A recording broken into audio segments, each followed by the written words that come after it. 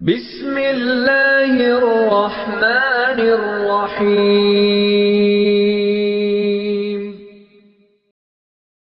उससे भी ज़्यादा जज्बे और तेज़ी के साथ इस मजलिस के मेहमान खतीब और नात खां हज़रात भी यहाँ पर तशरीफ़ फरमा हैं।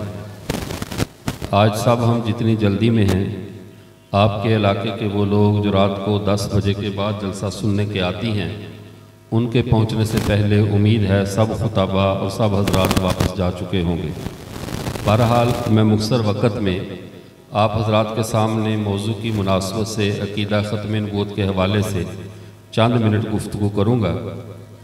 मुअज़्ज़ज़ सामीन, हम मुसलमान हर जगह पर ये कहते हैं कि हम अक़ीदा ख़त्म नबूवत वाले हैं। अक़ीदा ख़त्म नबूवत हमारी पहचान है। छोटे एक मिनट यार, इनको खामोश करवाएं। वह छोटे एक मिनट। तो मैं अर्ज़ कर रहा था कि अक़ीदा ख़त्म नबूवत हमारी पहचान है। बाकी उम्मतों से ये अक़ीदा है जो हमें अलग करता है, मुमताज़ करता है। अक़ीदा तौहीद, अक़ीदा रसालत, अक़ीदा आखिरत, ये वो अकायद नहीं हैं जो कि हमारी अलग से पहचान बने।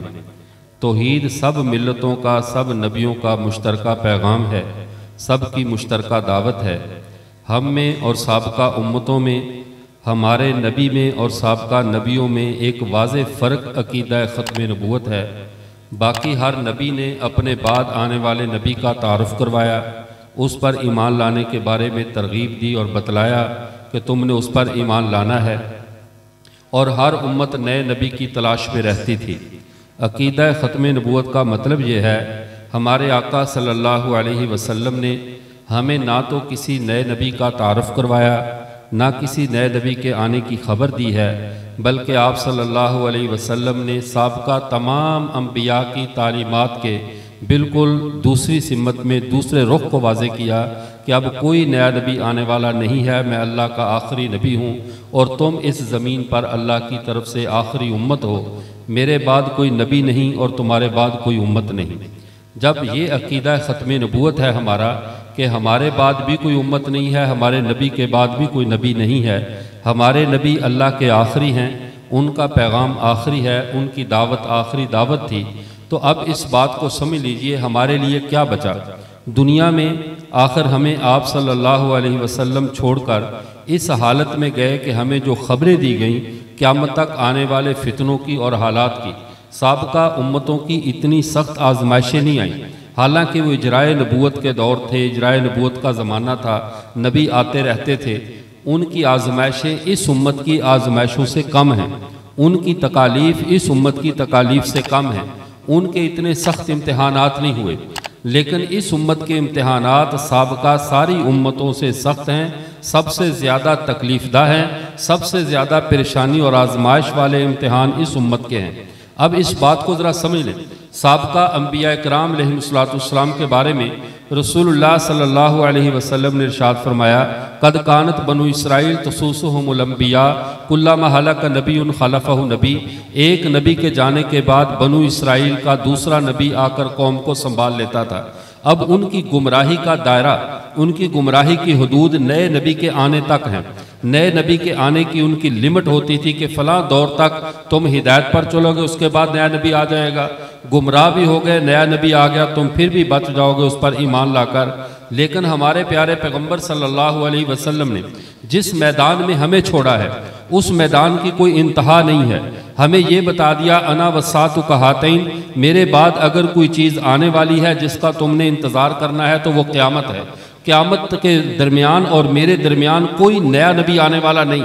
अब हमारे नबी से अगर हम ये पूछते, ए अल्लाह के रसूल क़यामत कब कायम होगी, ताकि इंसान उस हिसाब से तैयारी करे, उस हिसाब से ज़हनी तौर पे तैयार हो, तो हमारे क़यामत के बारे में अल्लाह ने कुरान पाक में ये बात वाज़ेह कर दी, क़यामत का इल्म मैंने किसी को भी नहीं दिया। ये इतनी बड़ी आजमाइश है, इस उम्मत के लिए कि क़यामत का हमें इल्म नहीं कब आएगी और नया हमें संभालने वाला भी कोई आने वाला नहीं। और फितनों की खबर इतनी दे दी कि तुम्हारे ऊपर इतने फितने बरसेंगे आसमान से, जैसे आसमान से बारिश बरसती है, ज़मीन से फितने फूटेंगे, हर तरफ से तुम पर आजमाइशें आएंगी, हर तरफ से तुमने दुखों का सामना करना है। ऐ अल्लाह के रसूल, बात क्या यही रुक जाएगी? क्या इन्हीं आजमाइशों के साथ हमारा ईमान सलामत रहेगा?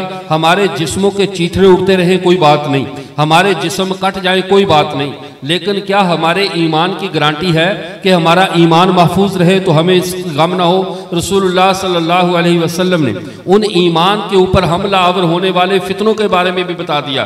फरमाया, मेरे बाद यातूना मिन बादी सलासूना कज़्ज़ाबूना दज्जालून, एक आदमी 30 या 30 से भी ज़ायद, एक रवायत में 30 से भी ज़्यादा के करीब कज़्ज़ाब और दज्जाल आएंगे। उनमें से हर एक ये कहेगा मैं नबी हूँ, लेकिन तुम ये सबक याद कर लो, अना खातमुन नबिय्यीन ला नबी आबादी, मैं अल्लाह का आखिरी नबी हूँ, मेरे बाद कोई नबी नहीं है। जब हमारे नबी अल्लाह के आखिरी नबी हैं, लेकिन आपके बाद जो झूठे लोग आएंगे, झूठे दावेदार आएंगे, वो ये दावा करेंगे हम इमामन हम नबी हैं, हमारे ऊपर ईमान लाओ। ये कोई छोटा हमला नहीं है। जाली पीर के पास आदमी जाए तो एक आध बार फायदा नहीं होगा या उसका करतूत सामने आ जाएगा। पीर पर, गलत पीर पर एतकाद आ भी जाए तो कम से कम ईमान के बचने के चांसेस होते हैं। सही पीर से इंसान मुतनफर भी हो जाए तो कुछ गुंजाइश फिर भी निकल आती है कि किसी अल्लाह वाले से मिलकर दिल साफ हो जाए। लेकिन किसी झूठे को नबी मान लिया, किसी झूठे के पीछे लगकर सच्चे का नबी का इनकार कर दिया तो इंसान का ईमान सलामत नहीं रहता। इस उम्मत की इससे बड़ी आजमाइश क्या होगी? इस उम्मत का इससे बड़ा दुख क्या होगा? इतना बड़ा इम्तिहान क्या होगा कि इस उम्मत को नबियों के साथ आजमाया जा रहा है, और नबी भी झूठे अंबिया जो झूठे नबूवत के दावेदार हैं उनके साथ आजमाया जा रहा है। और हमें इतना बताया गया मोहम्मद अल्लाह के आखिरी है, ये हेडलाइन याद रख लो, ये तुम इस उन्वान को याद रखो। मोहम्मद सल्लल्लाहु अलैहि वसल्लम अल्लाह के आखिरी नबी हैं। उसके बाद जितने भी दावेदार आएंगे, जितने भी नए नए पैगाम लेकर आएंगे, वो सब झूठे होंगे। उन झूठों का दजल आम नहीं होगा। आम आदमी सिर्फ कज़्ज़ाब और झूठा होता है, ये दज्जाल होंगे आला दर्जे के, धोखेबाज होंगे आला दर्जे के। आप इसकी एक और मिसाल समझ लीजिए, पिछली उम्मत को जिस कुफर से आजमाया गया वो एक नमरूद को देख लीजिए। हजरत इब्राहीम अलैहिस्सलाम ने उसके मुकाबले जब इतनी बात कही कि मेरा रब तो वो है जो मुर्दों को जिंदा करता है और जिंदों को जो है वो मौत देता है, तो उसने बात को ऐसे घुमा दिया। अगर आज एक आम आदमी के सामने भी उसका दजल रखा जाए, आम आदमी के सामने भी उसका धोखा रखा जाए, तो वो उसके धोखे के में नहीं आने वाला। उसका दजल इतना फजूल और इतना घटिया किस्म का था कि आज का आम आदमी भी उसके दजल को पहचान सकता है कि जिंदा आदमी को कत्ल करवा दिया, मौत के मुजरम को आजाद कर दिया। ये तो एक छोटा सा दजल था जो उसकी कौम में उसने अपना शोभा दिखाया। लेकिन मोहम्मद अरबी सल्लल्लाहु अलैहि वसल्लम की उम्मत का जिस दज्जाल से वास्ता पड़ने वाला है, वो हकीकत में लोगों को कत्ल करेगा और हकीकत में मुर्दों को जिंदा करेगा। क्या ये इम्तिहान ज्यादा है या उस उम्मत का इम्तिहान ज्यादा था? इस उम्मत का इम्तिहान ज्यादा है कि इसके दज्जाल, ऐसे दज्जाल से वास्ता पड़ रहा है, शोबदेबाज, तरह तरह के जो है वो मामलात दिखाने वाले। लेकिन इस सब के बावजूद इतने दज्जालों से वास्ता पड़ने वाला है, तो गोया के दो इंतहाओं के दरमियान जो तनी हुई ये उम्मत है, जैसे पुल सरात हो, जैसे रस्सी बंधी हुई हो। एक सिरा रसूलुल्लाह के हाथ में है, एक सिरा उम्मत के अंदर पैदा होने वाले दज्जालों के हाथ में है। इस उम्मत का एक सिरा मोहम्मद अरबी के पास है, दूसरी साइड पे उस रास्ते को तोड़ने के लिए, उस सिरे से हमें हटाने के लिए, मोहम्मद अरबी के दामन से हमें जुदा करने के लिए 1 2 3 4 नहीं 30 के करीब कज़्ज़ाब और दज्जाल आएंगे और मोहम्मद अरबी से हमें तोड़ना चाहेंगे, रसूलुल्लाह से हमें जुदा करना चाहेंगे। लेकिन इस सब के बावजूद अब क़यामत तक इस मैदान में हम ही को रहना है।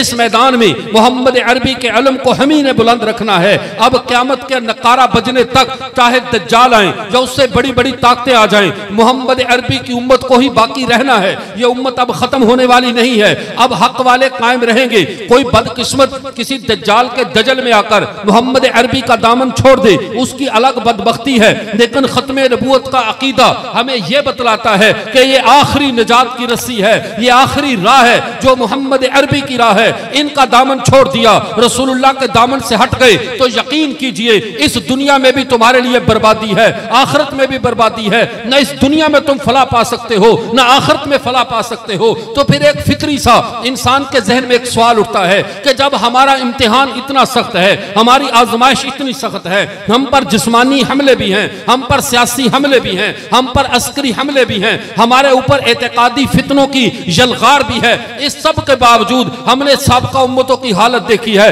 साबका उम्मतें एक एक दज्जाल, एक एक अस्करी कुव्वत के मुकाबले में जब उतरती थी तो सराहतन हजरत मूसा नबीना अलैहिस्सलाम को उन्होंने क्या कह दिया था, फज़हब अंत व रब्बुका फक़ातिला, हम यहाँ ठहरे हुए हैं, आप जाकर लड़िए, हम इस अस्करी कुव्वत का मुकाबला नहीं कर सकते, हम में इतना दमखम नहीं है, आप जाओ और आपका रब जाए और जाकर लड़े। लेकिन कुर्बान जाए मोहम्मद अरबी सल्लल्लाहु अलैहि वसल्लम की उम्मत पे अल्लाह के नबी सल्लल्लाहु अलैहि वसल्लम ने जंग बदर में मशवरा लिया कि आप बतलाओ कि क्या किया जाए, क्या इस जंग में तुम मेरे साथ हो। अंसार सहाबा में हजरत मिकदाद बिन असवद रजी अल्लाह तआला अन्हु खड़े होते हैं और अल्लाह के रसूल को जाकर खड़े होकर ये यकीन दहानी करवाते हैं, ए अल्लाह के रसूल, हम कौमे मूसा की तरह नहीं हैं जिन्होंने ये कह दिया था कि अगर सामने ताकत ज्यादा आ गई, सामने बड़ी कुव्वत आ गई है, हम नबी का साथ छोड़ दें, हम पीछे हट जाएं। फरमाया ऐसा नहीं कि हम वक्त के नबी से कह दें आप जाइए और आपका रब जाकर लड़े, ऐसा नहीं होगा। अल्लाह के रसूल आपके दाएं बाएं आगे पीछे हर तरफ से हम आपका दिफा करेंगे, हत्ता कि अगर हमें समुद्रों में कूदने का हुक्म दोगे हम कूद जाएंगे और हम कौमे मूसा की तरह ये नहीं कहेंगे फज़हब अंत व रब्बुका फक़ातिला, तुम जाओ और तुम्हारा रब जाकर लड़े।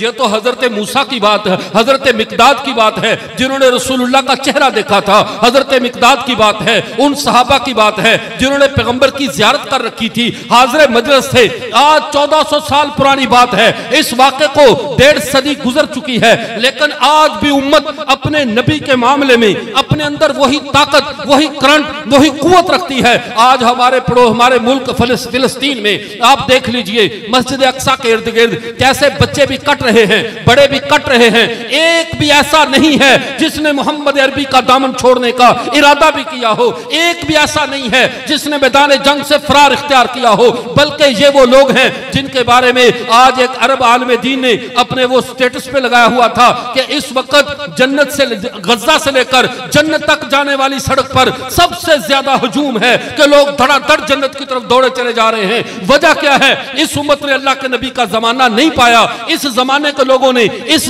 लोगों ने रसूलुल्लाह का जमाना नहीं पाया, लेकिन आज भी कुर्बानियां देने में पहले वाले जमाने के उन सहाबा के साथ शाना बशाना खड़ी है कि यह कौम अपनी जान लुटा देती है, अपने नबी से बेवफाई नहीं करती। ये हमें ईमानी गैरत अकीदा खत्म नबूवत ने अता फरमाई है। तो अब बात को समझ लीजिए, हम फितनों के दरमियान दोनों फितनों के, और एक तरफ रसूलुल्लाह का जमाना है, एक तरफ हम दज्जाल के जमाने के करीब बढ़ रहे हैं। जब हम दज्जाल के जमाने की तरफ जा रहे हैं, जैसे जैसे रसूलुल्लाह का जमाना हमसे दूर होता चला जा रहा है, रसूलुल्लाह के जमाने से हम दूर होते चले जा रहे हैं, ईमानी कैफियत लोगों की कम हो रही है, ईमानी कैफियत कम हो जाती है, फर्क पड़ जाता है। लेकिन कुर्बान जाए, जब बात पैगंबर की आती है, इस उम्मत के ईमान में फर्क नहीं पड़ता, इबादत में कुताही आ जाए, इसके मामलात में कुताही आ जाए, लेकिन इश्क रसूल में इस उम्मत ने कभी कुताही नहीं की। इसकी वजह क्या है? गुज़श्ता दिनों मैं और हजरत मौला शाहिद इमरान आरफी साहब दामद बरकातुहुम एक तबलीगी जमात की नुसरत के लिए गए। हमारे साथ हमारे दोस्त थे मुफ्ती मोहम्मद तैयब सुखेरा साहब, उन्होंने एक अजीब सवाल उठाया और खुद ही उस सवाल का बहुत प्यारा जवाब दिया। उन्होंने कहा कि इस वक्त दुनिया में ज़हीन तरीन कौम यहूदी कौम है, इसके ज़हीन तरीन होने की वजह क्या है, इसके अक्लमंद होने की वजह क्या है? और फिर बहुत प्यारा जवाब दिया। उन्होंने कहा इसकी असल वजह यह है कि दुनिया में नस्ल इंसानी में ये वाहिद जमात है, वाहिद कौम है जिसने जन्नत का फल इस दुनिया में खाया है, मन्नो सलवा खाया है, उसके असरात इनकी नस्लों में अब भी बाकी हैं कि इनकी कौम ज़हीन तरीन है। सवाल यह है, क़यामत तक का सफर फितनों का मुकाबला जहानत के जोर पे नहीं हो सकता था, फितनों का मुकाबला अकल के जोर पे नहीं हो सकता था। इस उम्मत की आजमाइश तो ज्यादा सख्त है। उस कौम ने जन्नत का फल खाकर भी नबियों से वफा न की, जन्नत का फल खाकर भी हजरत मूसा से गद्दारी की, जन्नत का फल खाकर भी हजरत ईसा को नबी मानने से इनकार किया। लेकिन इस उम्मत को फिर अल्लाह के रसूल ने खुराक दी है, एक खुराक कौम यहूद ने खाई है, जन्नत का फल खाया है। एक खुराक अल्लाह के नबी ने इस उम्मत को खिलाई है। वो खुराक क्या है? मुस्नद अहमद इब्न हंबल में हदीस मुबारका मौजूद है। उस खुराक के समझने से पहले ये बात समझ लो, जो दुश्वार रास्ते होते हैं, तकलीफ के रास्ते होते हैं, वो अकल से तय नहीं होते, वो इश्क से तय हुआ करते हैं। वो इंसान अपने शऊर से तय नहीं करता, अपने जुनून से तय किया करता है। है। चूंकि खत्म ये रास्ता इस उम्मत का कठिन था, रास्ता इस उम्मत का दुश्वार था, इस उम्मत पे दुनिया ने, पूरी दुनिया ने टूट पड़ना था। इसको लाशों के अंबार मिलने थे। इसने पैदा होने वाले बच्चों से लेकर, नौमौलूद बच्चों से लेकर बूढ़ों तक की लाशों को उठाना था। इसे अकली फितनों से वास्ता पड़ना था। सामने किताबें रखकर इल्मी किताबी फितने फैलाने वाले भी इसी उम्मत के अंदर आने वाले थे। जब हर तरह के फितने सामने थे, अकल कहां कहां साथ देती, अकल कहां कहां इनको साथ देती।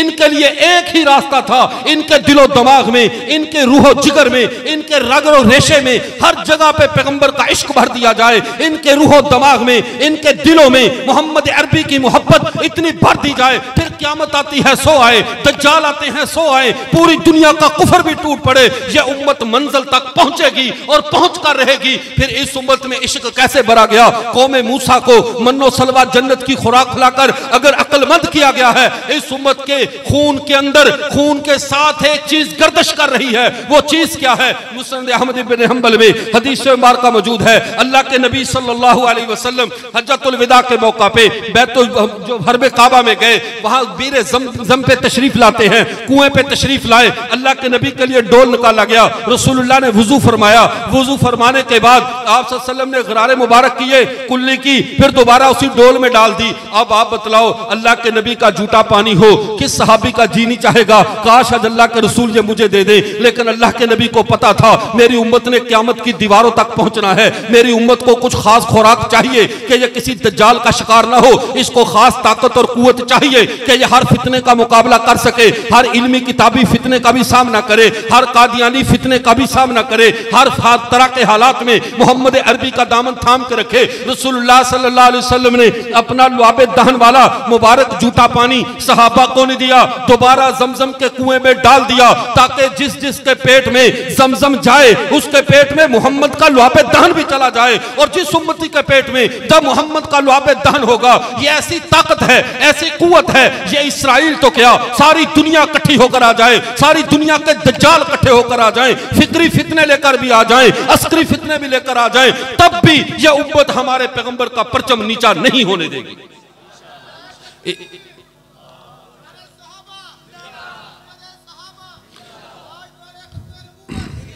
तो मैं अर्ज कर रहा था, ये उम्मत अपने नबी से बेवफाई करने वाली नहीं है। अकीदा खत्म नबूवत उसी अहदे वफा का नाम है। बकिया अकायद और नजरियात कहां से मांगना है, अल्लाह के सिवा किसी से नहीं मांगना, वो तफसीलात अलग, वो जिंदगी गुजारने की तफसीलात हैं। अकीदा खत्म नबूवत हमें कब्र तक से आगे चलिए, हशर तक, हशर से आगे महशर तक, महशर से आगे जन्नत तक चलने का रास्ता बताने वाला अकीदा है कि जब तक इस अकीदे पर रहोगे, जब तक मोहम्मद अरबी से गद्दारी नहीं करोगे, जब तक किसी कादियानी के हम नवा नहीं बनोगे, जब तक तुम्हारे दिलो दिमाग पे रसूलुल्लाह की छाप लगी रहेगी, फिर ये कब्र तो क्या, हशर क्या और नशर क्या, हर जगह पे तुम कामयाब हो, हर जगह पे रसूलुल्लाह तुम्हारी दस्तगीरी फरमाएंगे, अकीदा खत्म नबूवत तुम्हारा तहफ़्फ़ुज़ फरमाएगा। मेरे अजीज दोस्तों, अकीदा खत्म नबूवत ये हमारी पहचान का नाम है, हमारी जिंदगी का नाम है। अगर अकीदा खत्म नबूवत इस उम्मत से निकाल दिया जाए, नया नबी आ जाए, यह उम्मत जिंदा नहीं रह सकती। इस उम्मत की जिंदगी अकीदा खत्म नबूवत से है।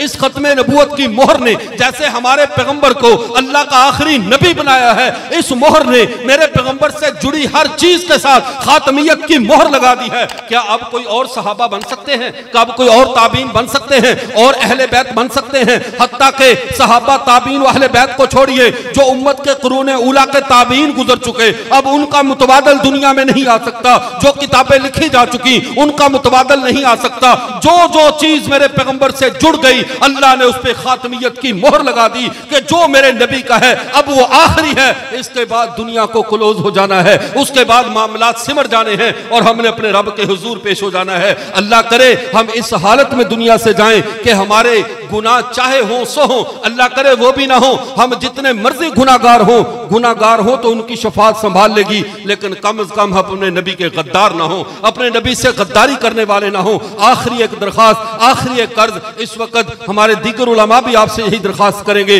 हम लोग अपने फलस्तीनी मुसलमान भाइयों के कत्ल में शरीक ना हो। पहले हम ये रोना रोते थे कादियानियों की मसनूआत का बाइकाट कर दो, कादियानियों की मसनूआत को छोड़ दो। हम अब दूसरी दरखास्त भी सुन लीजिए, जितना पहले माना उससे थोड़ा सा ज्यादा मान लो। अपने अगर हम गज़ा के मुसलमानों की मदद के लिए नहीं जा सकते तो खुदारा उनके कत्ले आम में शरीक ना हो। उनकी जो यहूद नसारा की मसनूआत हैं, उनकी जो चीजें हैं, उनसे हम बाइकाट करें। हमारे साहिवाल में भी हमारे उलमा ने मिलकर जो है वो बाकायदा रैली निकाली और इसके बारे में फिक्र की कि कादियानियों इसराइलियों की मसनूआत का बाइकाट करवाया जाए। इस बात को आप अपने पल्ले बांधे।